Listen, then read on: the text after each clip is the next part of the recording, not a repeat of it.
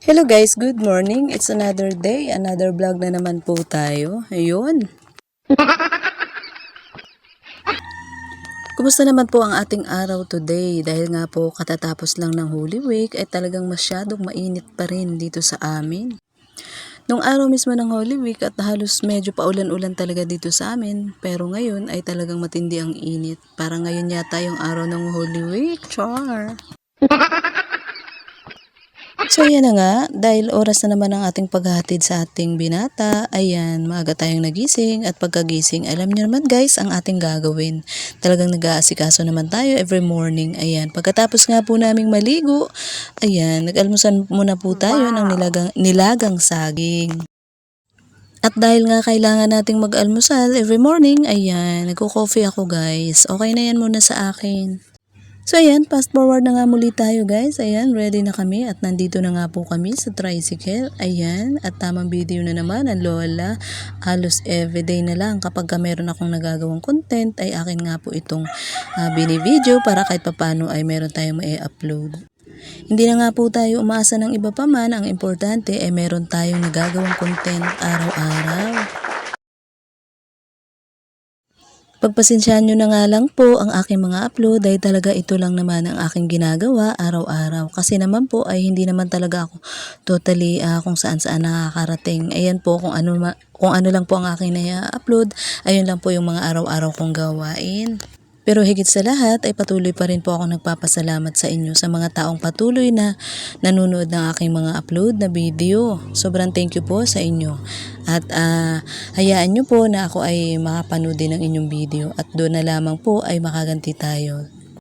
So ayan, fast forward na nga muli tayo guys. Ayan, nandito na nga tayo sa loob ng daycare na naman na araw-araw nating ginagawa. Ayan, at kami pa nga lang naman po ang nandiyan at talaga namang busy-busy si ma'am.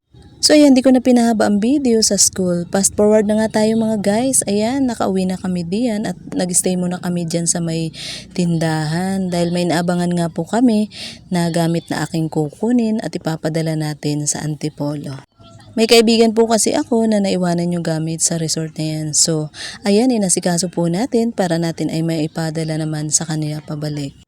So, ayan, kitang-kita talaga ang tindi ng init ng panahon. Kaya, ayan, talaga namang kapag wala kang payong ay talaga namang matindi ang mararanasan mong init sa iyong katawan. So, ayan, dahil nga matindi ang init ng panahon, kailangan natin gumamit ng payong.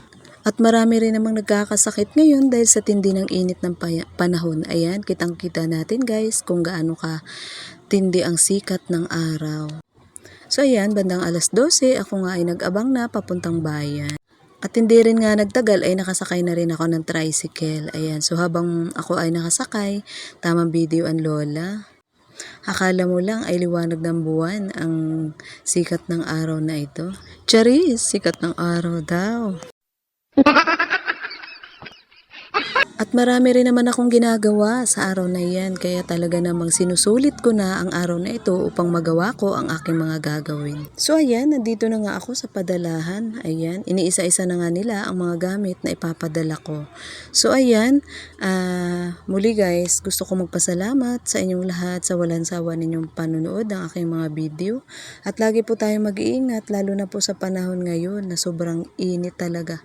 Kapag hindi po tayo nag-ingat ay talaga naman ang karamihan kasi lalo na yung mga may edad na ay nakakaranas ng stroke. Kaya po sa lahat ng mga nanay at mga lola natin dyan at maging sa mga kaedad din natin, kaunting ingat din po kasi iba ang panahon ngayon dahil sa sobrang init. Marami po yung nakakaranas ng hindi magandang pakiramdam sa ating katawan.